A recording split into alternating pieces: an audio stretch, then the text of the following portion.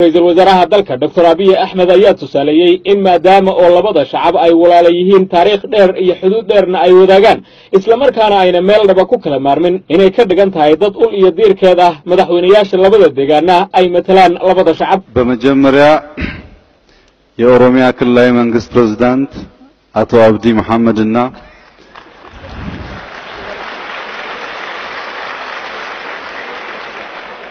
የሶማሌ ክልል ፕሬዝዳንት አቶ ለማ መገርሳ ሁለቱም በመነሳት የሶማሊና የኦሮሞ አንድነት በእጃቸው እንዲያረጋግጡልን ጠይቃለሁ።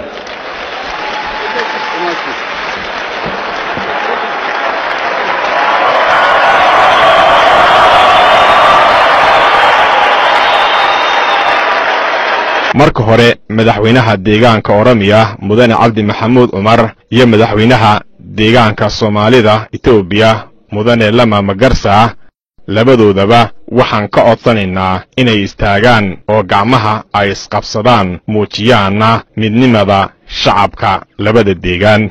ugu dambeynna shirka bineeda oo daqiiqada ahaa